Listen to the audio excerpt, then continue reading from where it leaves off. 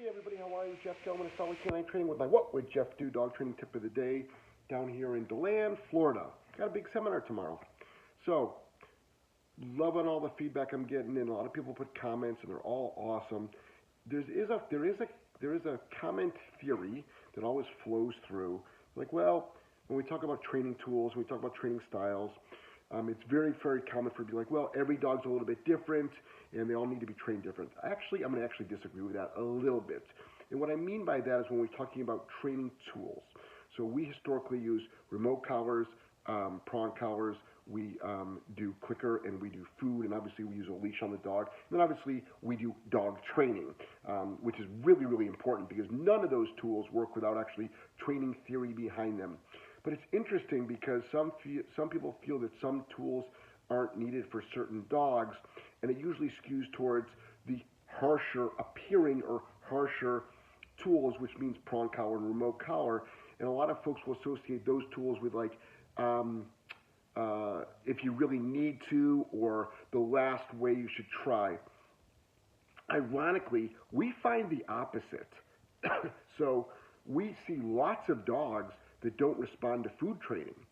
So when you say a remote collar is good for all dogs, that's fine. That's obviously your opinion. But I will tell you that actually every single dog out there can be trained on a remote collar. Every dog. And once you understand that it's not just for punishing, you can actually shape behaviors. You can actually do all kinds of things with a remote collar. Once you realize actually how to use one at different levels, and you got your timing down, and then you also understand actual dog training theory and how dogs learn, you'll see that actually a remote collar can be used on every single dog out there.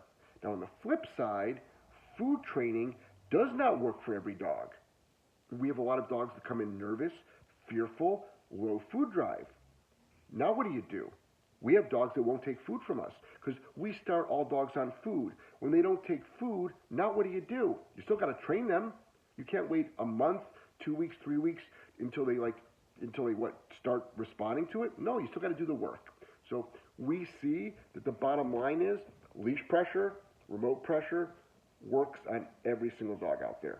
We haven't met a dog yet that couldn't respond to that. Food training, we meet a lot of dogs that don't respond to food training. So something to think about out there, that these tools, especially remote collars, quote shock collars, actually are not a last resort. They're not just for more difficult dogs. They're not for harder dogs. They're not for certain breeds of dogs.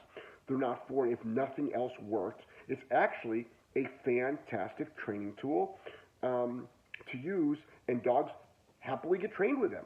We see it all the time. We deal with a lot of fearful dogs. Now, it really doesn't make a difference what you train with.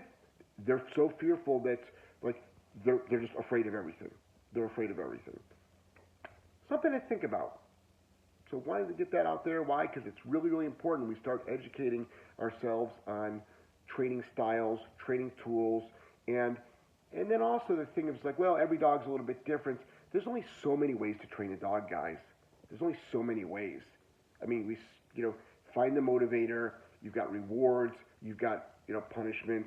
Call it what you want. Call it positive. Call it negative. Call it what you want. But it's important though that you do both. You can't do one. You can't do the other. So a lot of folks will feel that if you use a shock collar, you're just using punishment. Actually, no, we're not. We do tons of reward training. Actually, 90% of our day is reward training. So educate yourself on the equipment. Don't just read the headlines. Don't just read cut and paste. Don't just repeat what people say. Try it yourself. And if you don't know, watch some how-to videos. Watch a bunch of them. Find a trainer that actually is knowledgeable about the skills. Like a lot of people have said, clicker training doesn't work. Well, you probably did it wrong, or you weren't good at it, or you learned from somebody that actually wasn't good at it either. But it works great.